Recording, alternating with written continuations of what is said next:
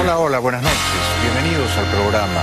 Yo soy Jaime Bailey. Hoy es miércoles 5 de diciembre. Estamos saliendo en vivo y en directo. Son las 9 en punto de la noche aquí en Miami.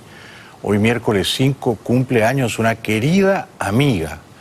Ella es vasco-venezolana, Idoia, la jefa del Café Artisan de Key Biscayne, donde mi mujer y yo almorzamos todos los días. Idoia, un abrazo y un beso para ti. Bueno, hoy voy a conversar con Julio Schilling, que es un brillantísimo escritor y politólogo cubano-americano. Vuelve esta noche al programa para mi beneplácito, Julio Schilling. Vamos a hablar de la actualidad, de todo un poco.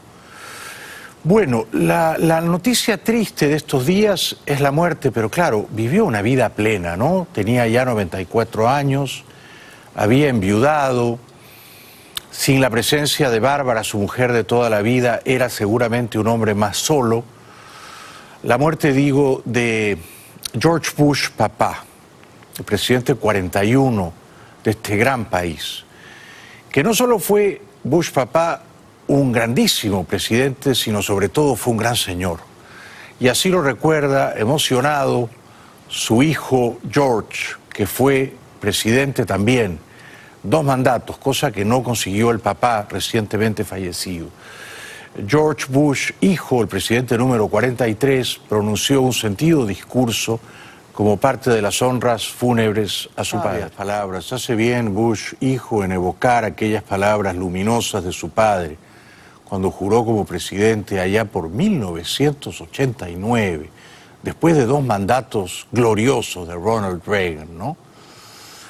Y en aquella campaña en la que el favorito era el demócrata Gary Hart, senador por Colorado, cuya campaña fue fugazmente interrumpida por unos amoríos extraconyugales con una rubia, Donna Rice, a la que conoció en un yate rumbo a Bimini, el Monkey Business. Los memoriosos me acompañarán. El Waterloo político de Gary Hart permitió que Bush papá ganara. Y fue un triunfo maravilloso para el mundo, para la libertad, para la democracia. Bush papá fue un presidente al mismo tiempo visionario y prudente. Fue prudente, por ejemplo, cuando echó a los iraquíes de Kuwait, pero se resistió a ir hasta Bagdad y comprendió que aquello, ir a derrocar a Saddam Hussein, suponía un alto riesgo, ¿no? Y fue valeroso y audaz cuando entró en Panamá a fines del 89 y sacó a patadas de la Nunciatura, donde se había refugiado como una rata al narcodictador Noriega, a cara de piña Noriega.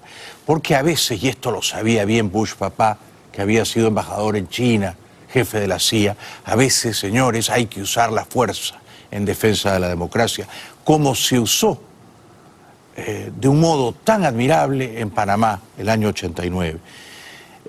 George Bush, hijo, se emociona, rompe en llanto, algo infrecuente en él, al final de su discurso, celebrando la vida plena, admirable de su padre. Muy emocionante, muy conmovedor y al mismo tiempo una ceremonia admirable, porque en estos casos prevalece la civilidad entre los políticos de este país.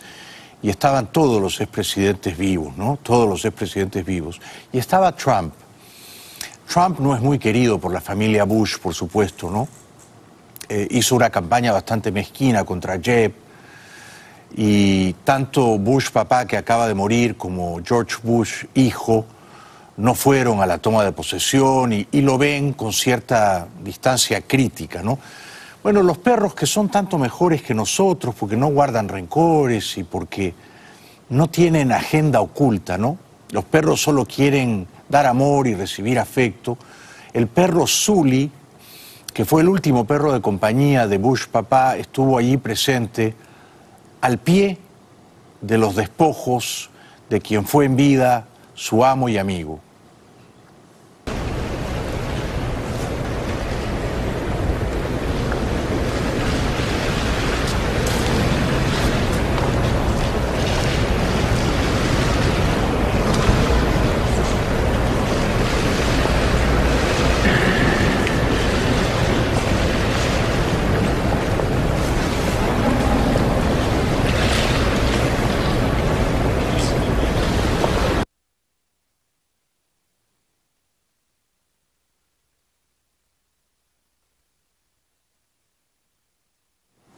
Todo muy emocionante.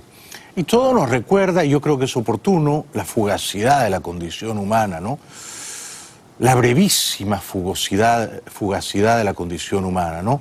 La gloria, el poder, los oropeles, el protocolo, el esplendor y luego el ocaso, todo aquello es tan minúsculo, ¿no?, en el contexto largo de la ancestral historia humana. Somos polvo, ¿no? Somos un soplo efímero, algo pálido y ceniciento que habrá de ser olvidado. Con suerte nos recordarán un tiempo breve nuestros hijos, nuestros nietos, nuestros perros, pero luego todo habrá de ser olvidado, convenientemente olvidado.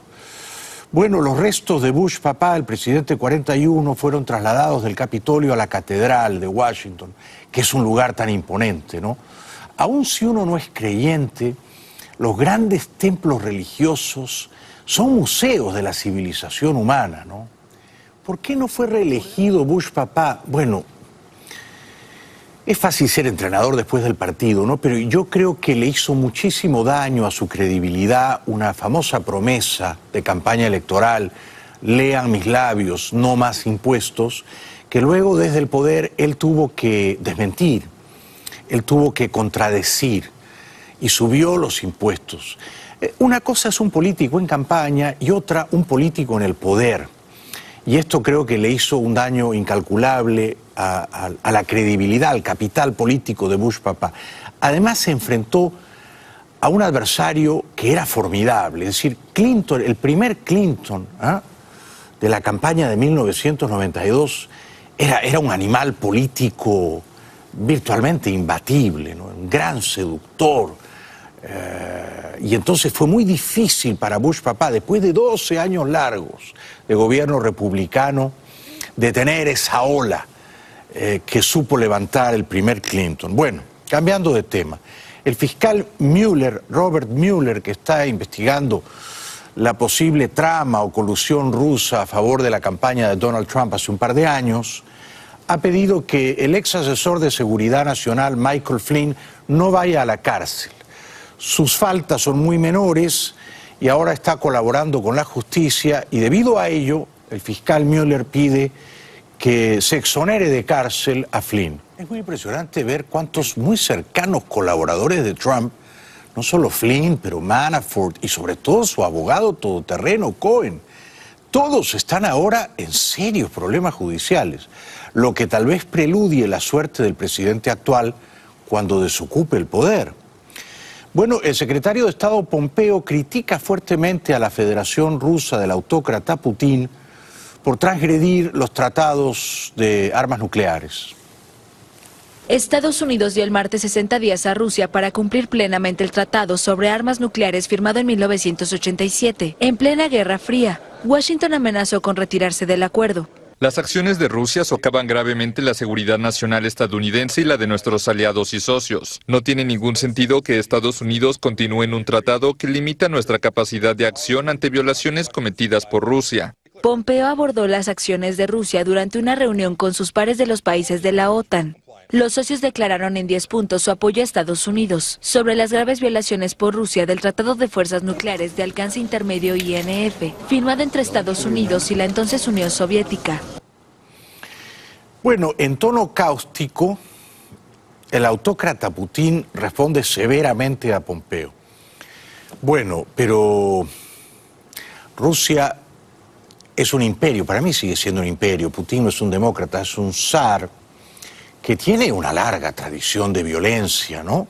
Una larga tradición de violencia, de expansión de sus dominios, ¿no?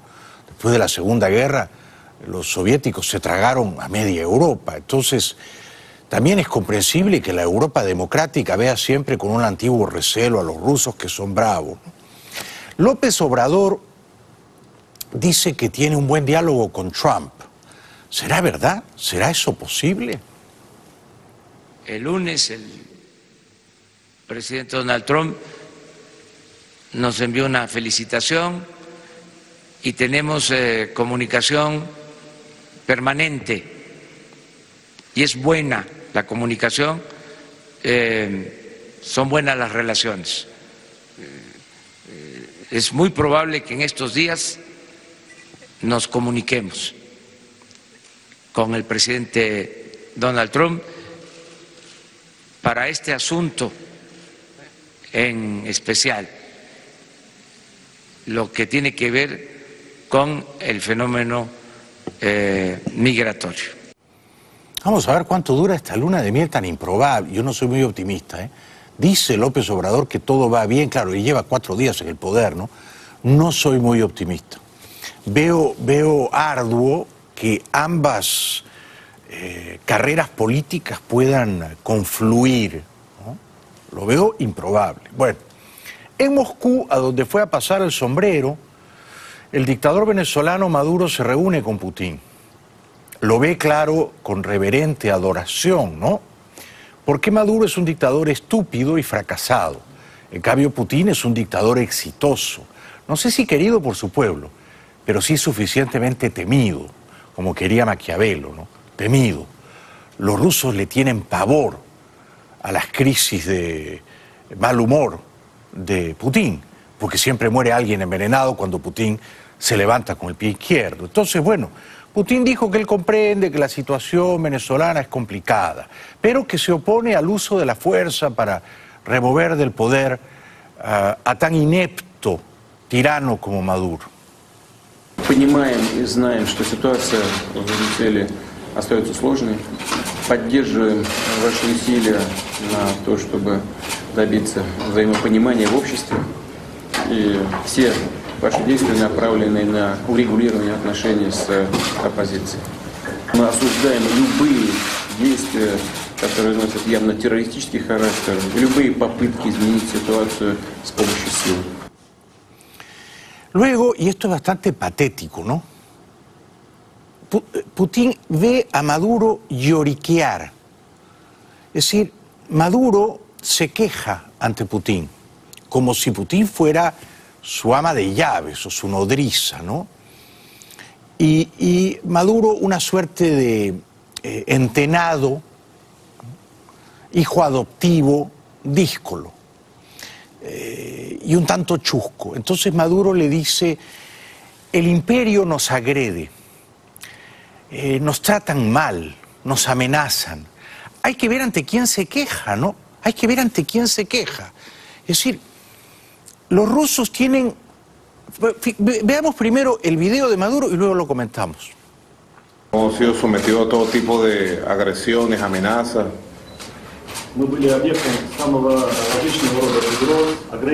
Y eso ha significado un proceso de aprendizaje. Siempre nuestra región fue tratada de esa forma, de hace 100 años para acá.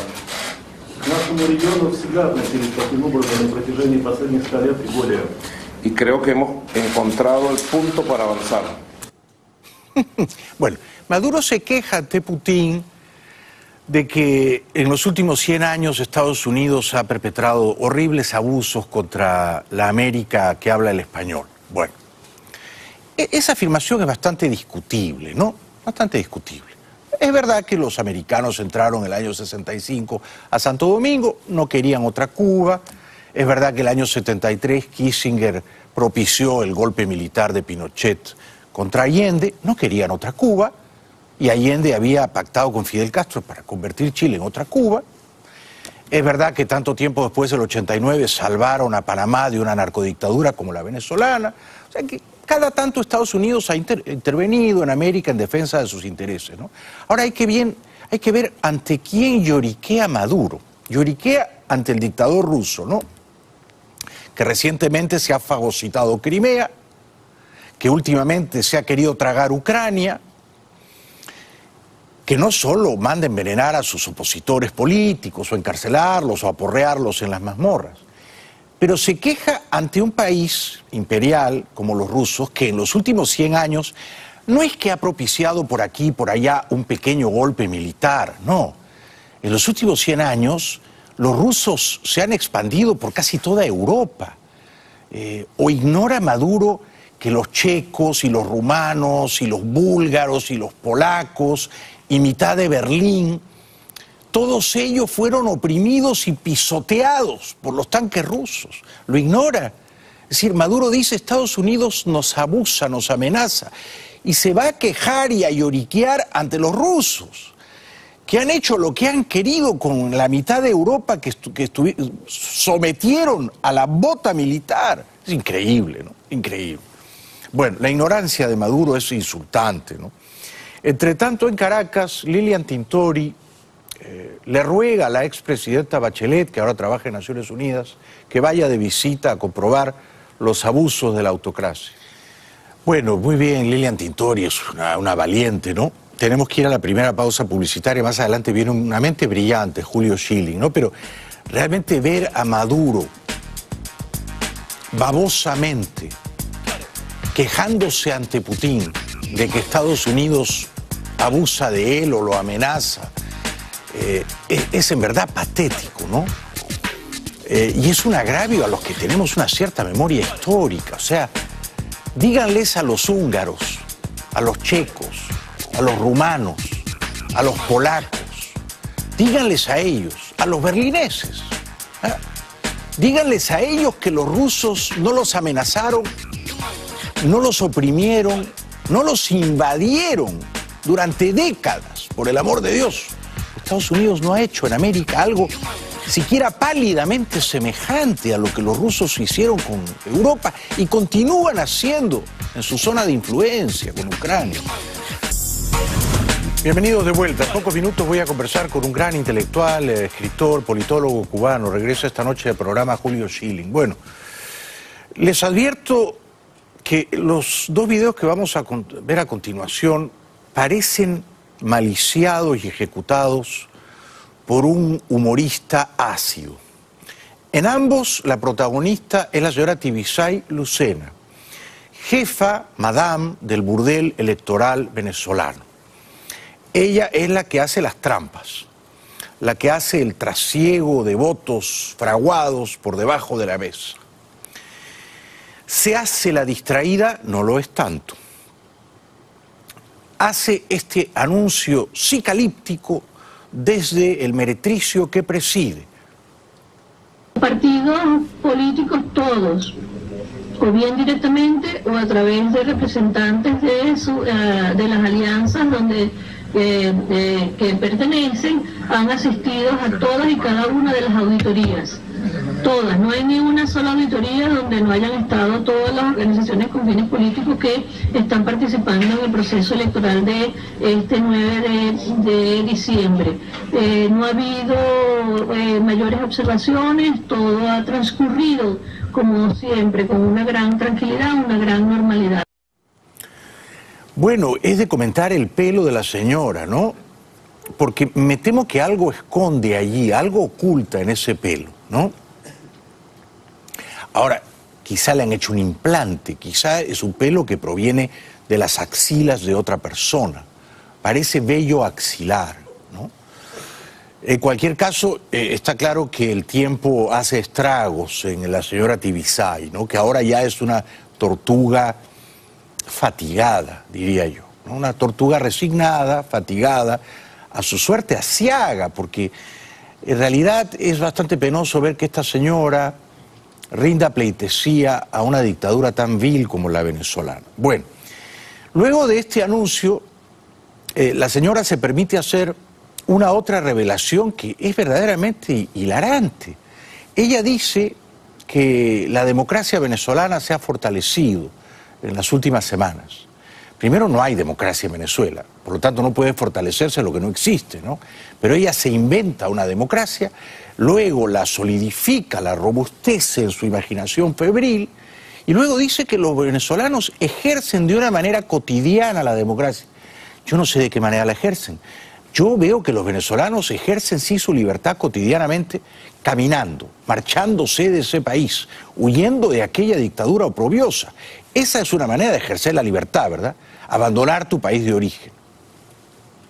En Venezuela, nuestra democracia se ha fortalecido tanto que hacer elecciones y votar se ha convertido en un hecho cotidiano.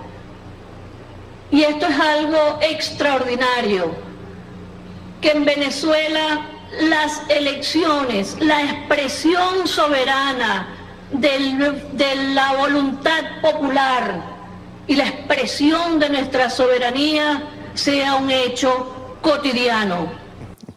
Es un chiste esta señora, es un garabato, es un galimatías, porque en ningún país democrático las elecciones pueden ser un hecho cotidiano.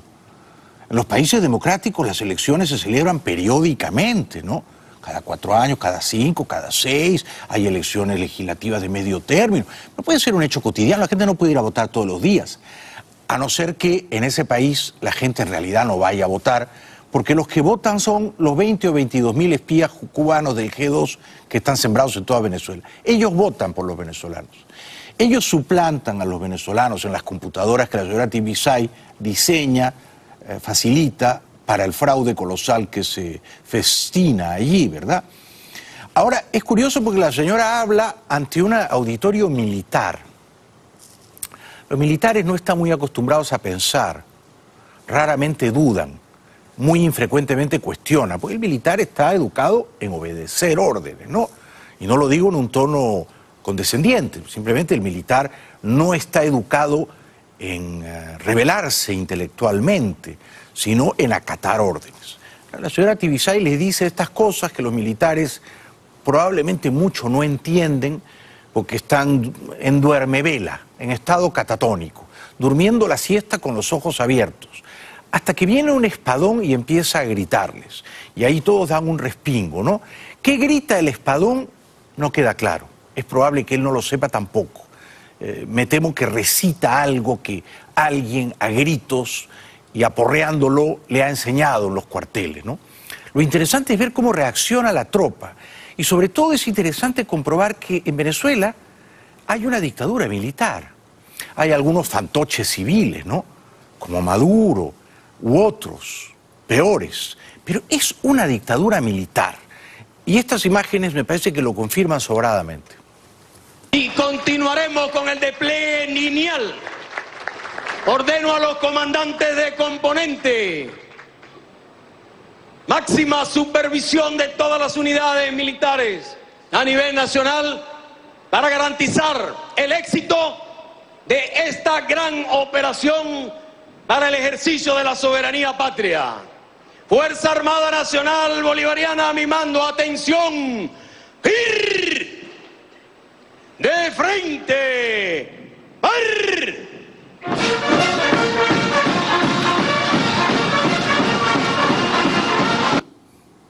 Salen todos corriendo, van a unos vehículos, yo creo que quieren irse a Cúcuta, ¿no?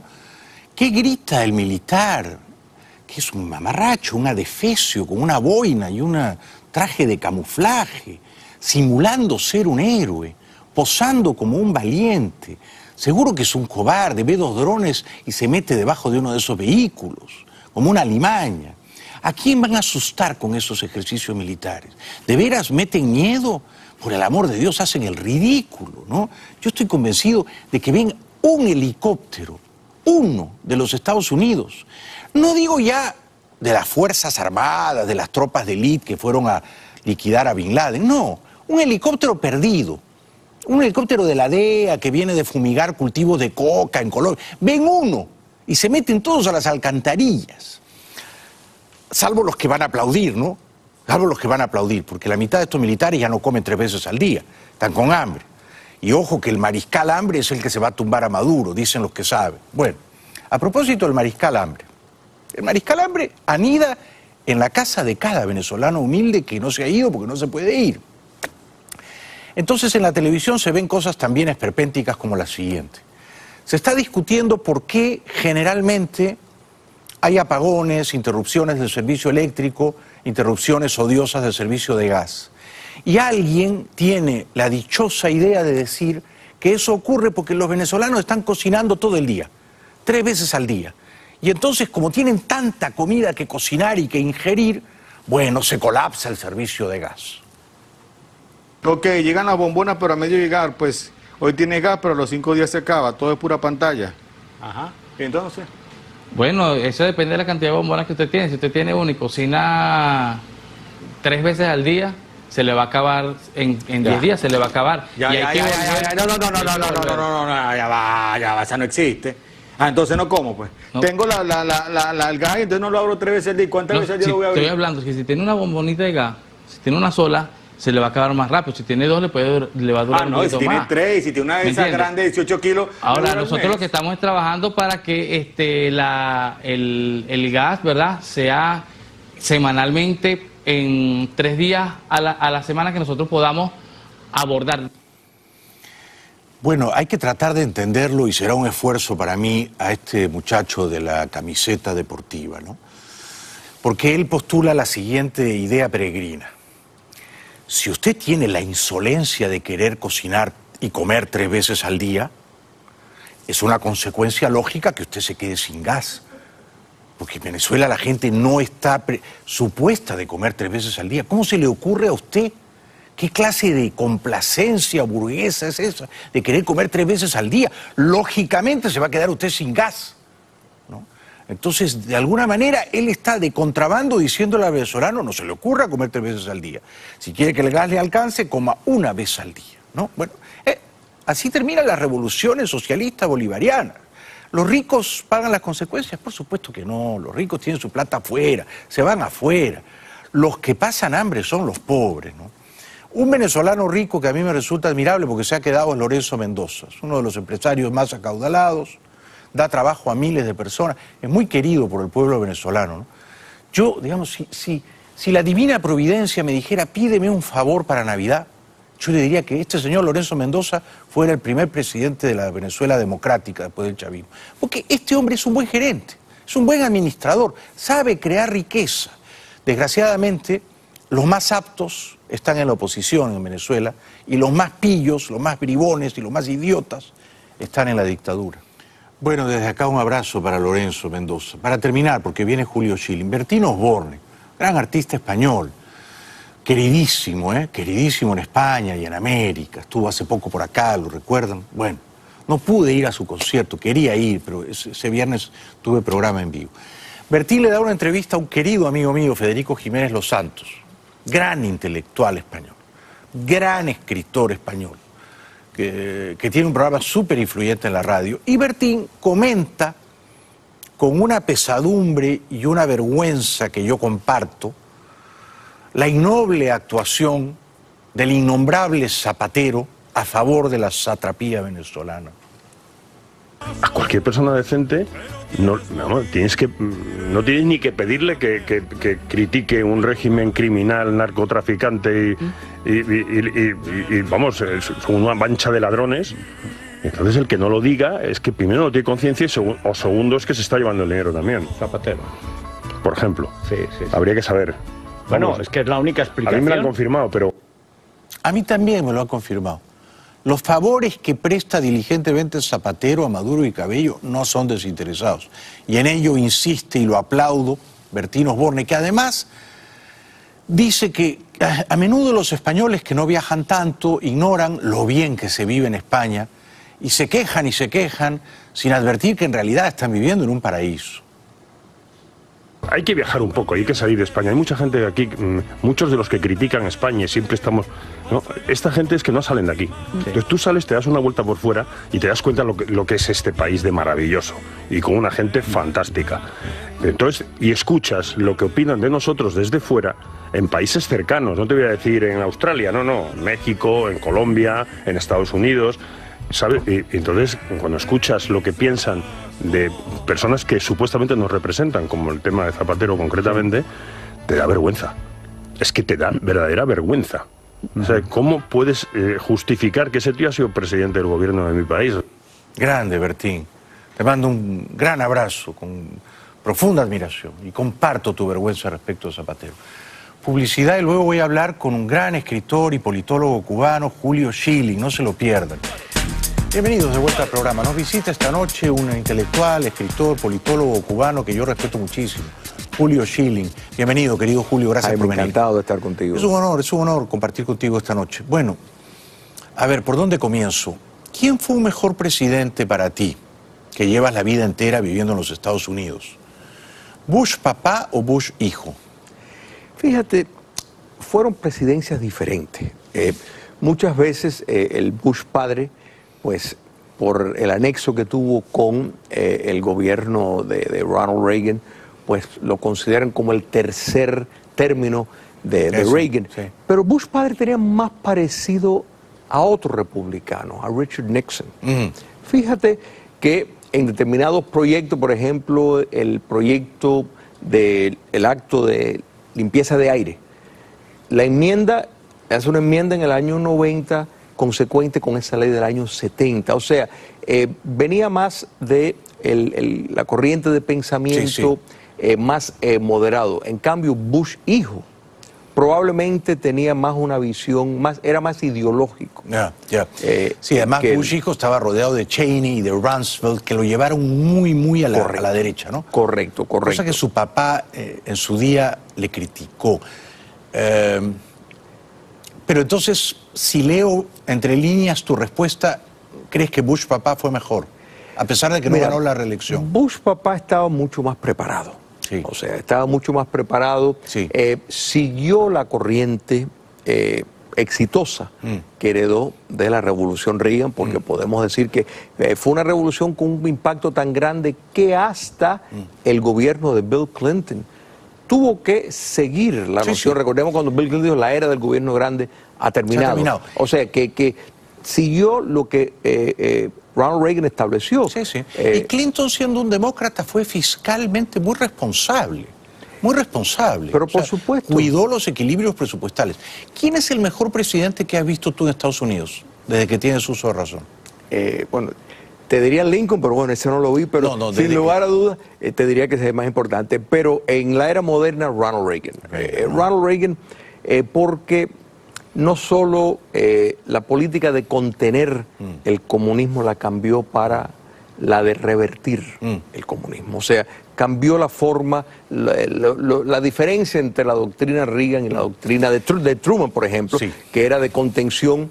Reagan tomó una posición mucho más agresiva. Pactó con países que producían petróleo para bajar el precio, para negarles recursos a la Unión Soviética. Sí, o sea que Reagan sería el mejor.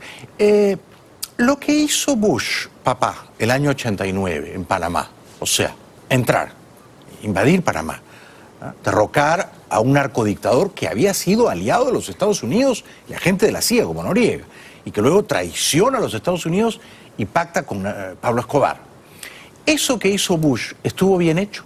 Estuvo más que bien hecho. ¿Por qué? Hace falta, porque es solidaridad con principios elementales. Mira, parte del problema, Jaime, que hemos heredado a consecuencia del comunismo soviético fue que lo que se ganó en la guerra se perdió en la paz. Y te quiero explicar ese punto.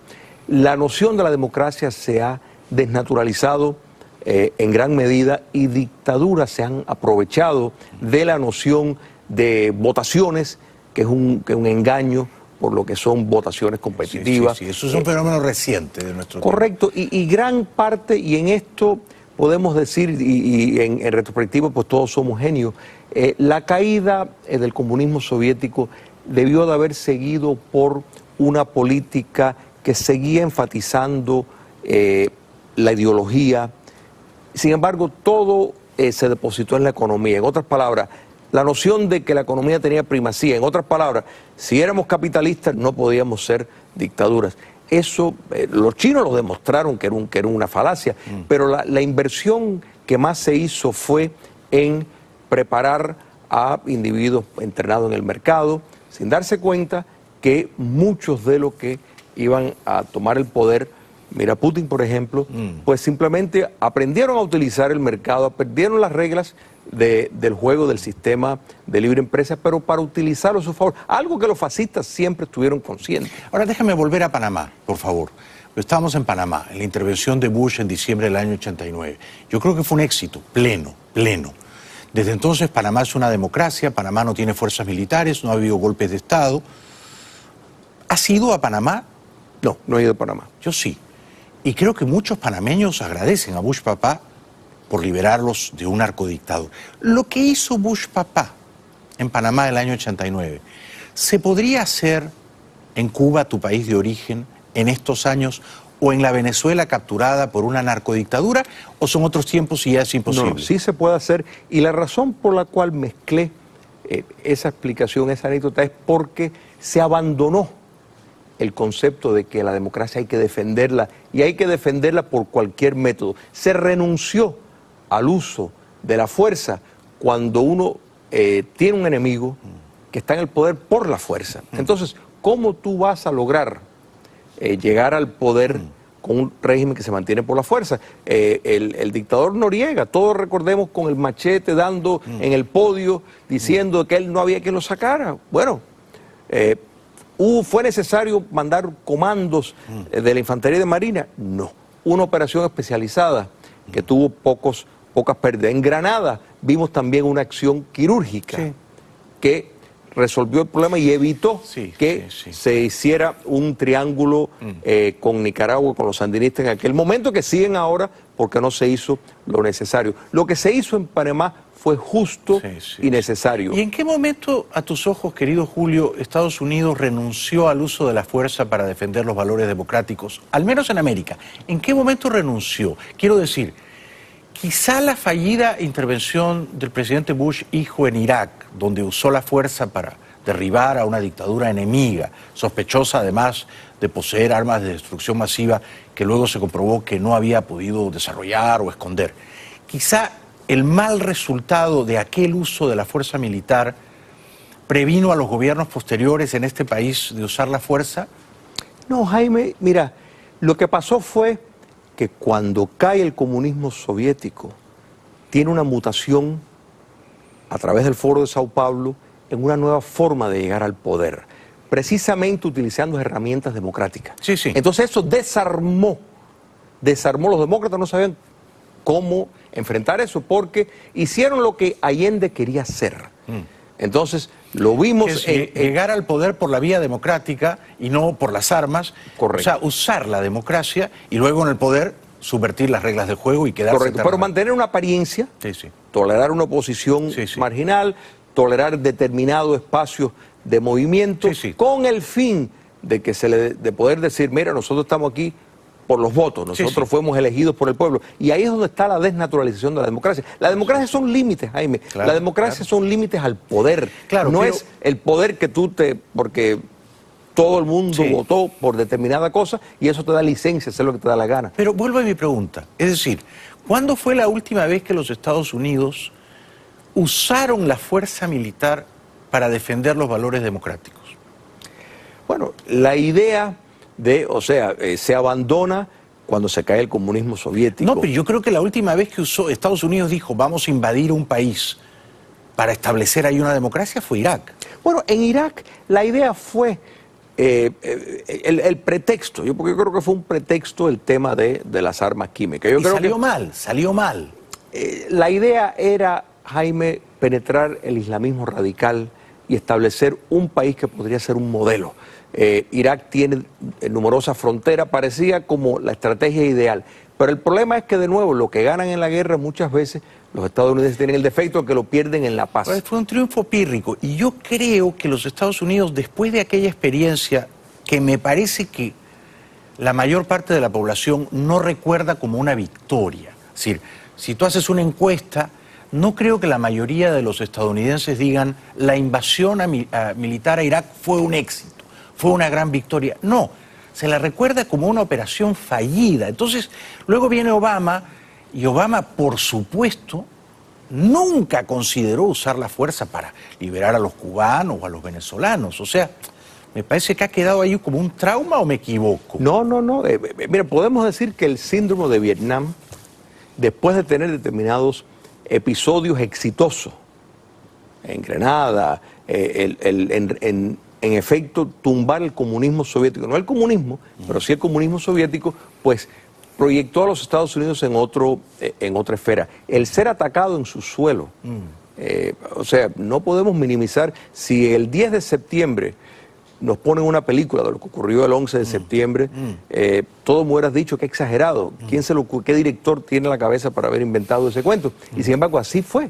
Obama fue un buen presidente en términos de política exterior en América de defender los valores de la libertad y la democracia en América? No, terrible. Terrible porque, y Cuba es un caso emblemático de eso. Sí. O sea, dio la casa, o sea, precisamente el acercamiento, porque el castrocomunismo siempre quería establecer relaciones con los Estados Unidos, particularmente cuando se cae el comunismo soviético, pero en sus términos. O sea, que se le entendiera, se le respetara como dictadura. O sea, que se abandonara todo tipo de consideraciones imprudentes, como querer que no arrastren mujeres por el piso, que las personas pues no se vayan a decir una cuestión que pudiera lastimar la imagen del gobierno, retar, contestar el gobierno. Entonces, el presidente Obama les dio todo sin exigir absolutamente nada. Tiró por la ventana para afuera todo concepto de derechos humanos. Sí, o sea que fue un mal presidente en términos de la promoción de los valores democráticos. Ahora, en todas partes del mundo, en Irán, el acercamiento que tuvo con Irán desestabilizó a favor del islamismo radical chiita. De manera que fue un agente fue muy blando, ¿no? Con nuestros enemigos, ¿no? Blando, y yo te diría que escoger muy bien, porque, por ejemplo, Egipto, que no es una democracia, sin embargo, el gobierno de Al-Sisi sí ha combatido el islamismo radical. Es un gobierno autoritario, pero supo, o sea, enfrentar el propio islamismo radical que los Estados Unidos pues quiere confrontar. Entonces, sin embargo, le dio la espalda a favor de la dictadura de los ayatolás. Tenemos que ir a la publicidad, querido Julio. Luego de la pausa te voy a preguntar esto, ¿no? Porque yo soy un discípulo de Churchill. Es decir, yo creo que a la democracia hay que defenderla usando la fuerza. Usando la fuerza. Y que a los enemigos de la libertad hay que denunciarlos y hay que combatirlos a menudo usando la fuerza. Entonces, si Putin, que es un dictador, se anexó Crimea, porque está en su barrio, en su zona de influencia, y nadie dijo nada, bueno, algunas protestas diplomáticas, ¿por qué el presidente Trump no podría decir, tú te has fagocitado Crimea? Mira, Cuba, que está aquí, a 80 o 100 millas, Cuba es mi problema, ¿ok? Es mi problema. Ustedes se metieron durante décadas y yo voy a ser el presidente de Estados Unidos que voy a liberar Cuba, punto. No se discute, ya está, ¿no? Y se hace en 3 días, por supuesto. Te voy a preguntar si eso sería posible después de la pausa. Regresamos con el gran Julio Schilling. Ya volvemos. Bueno, estamos comentando aquí con Julio Schilling cómo a veces Occidente, las democracias libres de Occidente, que son, bueno, el faro, la guía, el arquetipo moral del mundo, ¿no? Han tenido que recurrir a la fuerza para defender sus valores morales y para aplastar a sus enemigos. Hay un cierto tipo de enemigo, y tú lo sabes bien porque provienes de Cuba, que es impermeable a la razón, con el cual no se puede negociar, al cual es imposible convertir. Y entonces a ese tipo de enemigo, Julio, y estoy pensando en la familia Castro en Cuba, ya no está Fidel, pero queda su hermano Raúl, y ellos preservan el poder, y Díaz-Canel está subordinado a ellos. Totalmente. Yo pienso que a ese tipo de enemigo es absolutamente imposible de reformar desde un punto de vista moral, o de convertir a la democracia, persuadirlos de que hagan unas elecciones libres y entreguen el poder. Es decir, solo será posible sacarlos del poder a las bravas, del mismo modo que ellos lo capturaron. Por supuesto, por supuesto. ¿El presidente Trump ha hecho en ese sentido los deberes o está en falta para ti? O sea, sin lugar a duda, desde comparándolo con la administración previa, pues de pronto se hablan de la necesidad de libertad. Cuando muere el tirano Fidel Castro lo llama tirano. O sea, se rompe el protocolo de la complicidad. Pero dicho eso, yo creo que hay que darle energía a el rescate de la democracia para no ser infiel a la verdad. Pretender de que regímenes de este corte se van a ir porque un día se despiertan y deciden tomar otro curso es una falsedad. Y también es una falsedad pretender de que un pueblo cautivo puede por sí mismo tomar una decisión.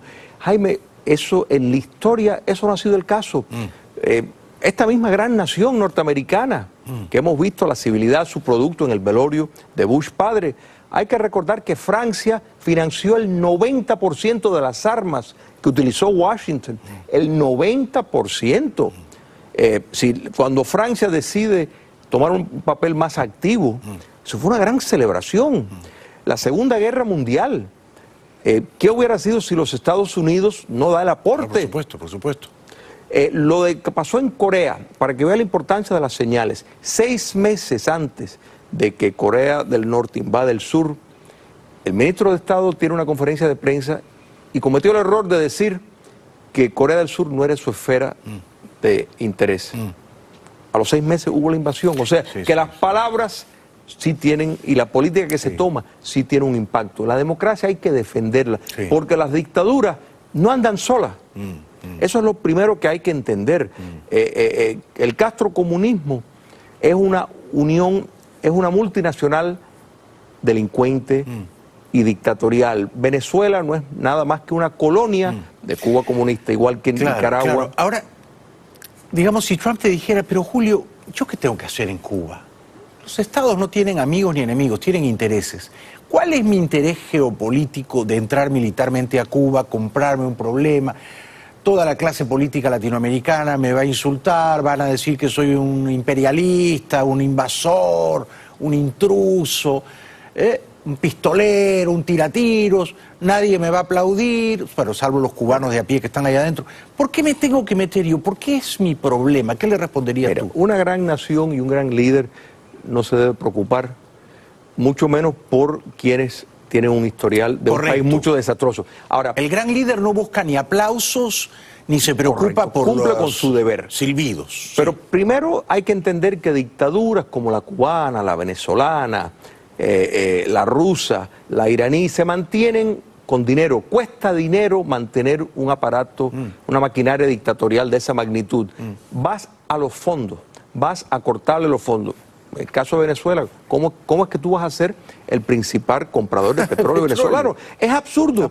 Es absurdo. En el caso de Cuba, si quisieran aplicar, las herramientas legales están ahí, aplica la ley Helms-Burton a su magnitud, para entonces ver cómo precisamente cuando no tienen los recursos para promover el terrorismo de Estado que cuesta dinero, pues entonces estás evitando el tener que llegar a una operación militar. Pero además, sí, seguramente es verdad, pero además la operación militar en Cuba, si en Panamá duró lo que duró el año 89, si fuera el próximo año, 30 años después, 2019, en una semana acabas con la dictadura cubana. Mira, en 4 días acabas con ella. En 4. Y si miramos las razones por qué, en el caso específico que preguntaste de Cuba comunista, ¿por qué a los Estados Unidos sí le conviene liquidar? Primero, porque está involucrada en el narcotráfico. Segundo, porque si miramos desde el año 59 el enorme costo de los Estados Unidos en precisamente defender, cuando lo hacía militarmente al resto de América Latina, el daño que el castrocomunismo ha hecho y que sigue haciendo por medio de las dictaduras del socialismo del siglo XXI, pues entonces, por medio de su alianza con Irán, el hecho de que estén usando la colonia venezolana no quiere decir que Cuba comunista no está maquinando ese trato con Irán, que tiene más de 1.500 empresas, pantallas en Cuba, a través de América Latina. Luego también, por supuesto, Putin tiene intereses en La Habana, ¿no? Ni qué decir, ¿no? Ni qué Putin decir. es producto de la KGB. Claro. O sea, en Rusia, al no descomunizarse, que eso fue uno de los grandes problemas que uno pues tiene que entender, de que se ganó la guerra, y por eso digo que se ganó la guerra y se perdió la paz. Al no descomunizar el comunismo en Rusia, ahí se cometieron crímenes de lesa humanidad. Putin es parte de ese aparato represivo y está en el poder, y no fue cualquier, fue un individuo especializado en la KGB, o sea que en la subversión entiende perfectamente. Les ha convenido poner la ideología y el léxico de lucha de clases a un lado, pero han inventado lo que podemos decir es como la dictadura perfecta. Ahora, un poco para ir terminando, Julio, ¿no? Es verdad que Trump es presidente de los Estados Unidos, fue elegido por los estadounidenses y él responde a los Estados Unidos. Eso es verdad. Pero también es verdad que tiene una responsabilidad moral con el mundo. El presidente de los Estados Unidos tiene una responsabilidad moral con el mundo, con la promoción de la libertad, la democracia, los derechos humanos, ¿verdad? Los grandes valores que dieron vida a esta nación. Entonces, él tiene una responsabilidad moral con la parte del mundo que le es más cercana, que es América. Y yo creo que él mejoraría el mundo liberando a Cuba, a Venezuela y a Nicaragua. Mejoraría el mundo. Lo puede hacer en un año. Lo puede hacer en un año. Alguna gente le va a decir horror, imperialista. Pero entra y se va, como entró y se fue de Panamá, no se quedaron. Entra y se va, entra y se va. Tenemos ejemplos de sobra. Se puede Lo mismo hacer. Granada, por supuesto que sí. ¿Pero lo va a hacer? Ojalá. Lo va a hacer si se convence del riesgo para la seguridad nacional de los Estados Unidos. El fenómeno de López Obrador podría ser una bendición disfrazada. Ojalá, ojalá. Digo yo, si Trump tiene las agallas de irse a una guerra comercial con los chinos, ¿por qué no se va a una guerra moral con los cubanos? Correcto. La guerra moral con los cubanos la gana en 3 días. La guerra comercial con los chinos a lo mejor no la va a poder ganar nunca, ¿eh? Jaime, o sea, que escoja bien sus batallas. Han atacado a sus diplomáticos y sus familias. Los han dejado sordos a 20 y pico. Pero ¿cómo eso? Eso es un acto de guerra. Por supuesto. Eso es un acto de guerra. Entonces, sí. Sin lugar a dudas, yo creo que hemos mejorado, pero no podemos decir que se está tomando la política que por el bien de la democracia continental. Y mira, las cartas y los documentos sobran. Sí, la carta fundacional de la OEA, la carta de San José, sobran los documentos democráticos. Además, tú recordarás, Julio, que eres memorioso, ¿no? A mediados de los 90, Clinton era presidente, ¿no es cierto? Estamos hablando de hace 20 años, un poquito más de 20 años. Había un matón malvado, Milosevic, que estaba diezmando, masacrando a todas las etnias vecinas que no le caían en gracia. Un matón malvado, un genocida, como los Castro en Cuba, que son matones malvados también, ¿no? Ellos han masacrado a los opositores, digamos, ¿no? Estos masacraban, bueno, a los croatas, a los... Y Europa dijo, basta. Europa dijo basta, Clinton dijo basta, vamos a usar la fuerza. Y usaron la fuerza militar en Haití, contra un matón malvado en el centro de Europa. A Cedral, en Haití sacaron a Aristide. Sí, sí. O sea, cuando ya la ves que en efecto viola, o sea, el hecho de que hayas entrado por la vía democrática, ya la ves que tú violas los convenios y los compromisos y los límites de la democracia, ya eres válido para ser removido por la fuerza que tiene. Ese es el espíritu que hay que tener. Sí, señor, sí, señor. Bueno, yo seguiría toda la noche conversando contigo, eres un intelectual muy brillante, gracias por haber venido. Les recuerdo que Julio publica libros muy inteligentes con frecuencia, y este es el último, Democratización en Cuba. ¿Ah? Democratización en Cuba, un manual conciso, está a la venta, ¿no? Correcto. Está a la venta. Correcto. Gracias, Julio. Gracias a ti. Gran placer recibirte. Todo mío. Vuelve pronto y felices fiestas. Muchas gracias, a lo propio. Después de la pausa les voy a contar todo lo último del caso Petro en Colombia. Ya volvemos. Bueno, el senador colombiano Gustavo Petro es candidato presidencial, sigue dando toda suerte de explicaciones más o menos contradictorias y confusas sobre quién y por qué le dio el dinero en efectivo que recibió y siendo grabado al mismo tiempo, ¿no? Él dijo que se lo dio al arquitecto Simón Vélez, el arquitecto Vélez dijo que no se lo dio, Petro dijo que era un préstamo, primero dijo que era un préstamo, luego dijo que el señor Vélez tenía que definir si era un préstamo o una donación, todo muy confuso, sospechosamente confuso. Entre tanto, el presidente colombiano Duque pide cambios en la legislación para que los políticos nunca más reciban dinero en efectivo. El presidente Iván Duque propuso que en las campañas electorales se acabe el manejo de dinero en efectivo. Lo hizo durante la celebración de los 70 años de la Registraduría Nacional. Es importante que en las reformas garanticemos que se acabe el manejo del efectivo para financiar las campañas. Que los aportes se hagan todos a través de los giros bancarios y con facturación electrónica, para que así también podamos evitar que el efectivo sea una arma que a veces se adopta por debajo de la mesa para facilitar la predilección de un candidato con muy poca posibilidad de hacerle trazabilidad a los recursos. Que el efectivo sea un arma, no una arma, con todo cariño, señor presidente Duque, un arma, ¿no? Suena quijotesco lo que él propone. Bueno, opinan el senador Moco y la senadora López, ambos de izquierda. ¿Más opiniones de senadores colombianos? Explica la fecha del video. Y tiene para mí un gesto muy importante, que es pedirle perdón a la ciudadanía por haber manejado esos recursos con tan poco cuidado. Ya entrará la Fiscalía, el Consejo Nacional Electoral a determinar si él está diciendo la verdad, Para nosotros, sus compañeros, quienes lo conocemos, sabemos que está diciendo la verdad, pero igual hay que esperar que la justicia tome algún camino.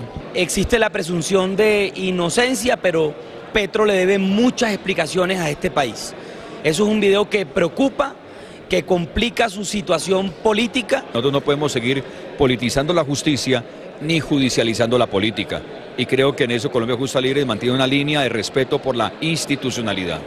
Conclusión, la izquierda también roba. Conclusión, la izquierda que se jacta de ser tan puritana y tan honorable, llega al poder con un hambre. Hay que ver cómo roba la izquierda en América Latina. Regresamos después de la pausa. Bueno, este domingo Boca River en el Bernabéu. Habrá que verlo, ¿no? Boca a Madrid. Boca Juniors ya se encuentra en Madrid para disputar la final de la Copa Libertadores contra su archirrival River Plate. El equipo fue recibido por sus hinchas en medio de un ambiente festivo, que se espera continúe hasta el domingo, a diferencia de los incidentes violentos que provocaron la suspensión del partido el pasado 24 de noviembre y su posterior traslado a la capital española. Tenemos la posibilidad de venir las dos hinchadas, que hacen una linda fiesta, y esperemos comportarnos para que todos se comporten para vivir una fiesta y que el partido sea algo lindo. Se va a jugar, creo, a las 2:30 de la tarde, hora de Miami, este domingo, creo. 8:30 de la noche, hora española. Despiden a River en Buenos Aires. Mientras tanto, en Buenos Aires, River Plate fue despedido por aficionados a las afueras del Estadio Monumental, antes de emprender su viaje a la capital española. Y bueno, River que se vaya con toda la fuerza y concentrado allá, que allá, bueno, River va a la batalla. Como siempre, Gallardo. Bueno, mañana les cuento más del River Boca este domingo. Muchas gracias por hoy. Buenas noches, abríguense y hasta mañana.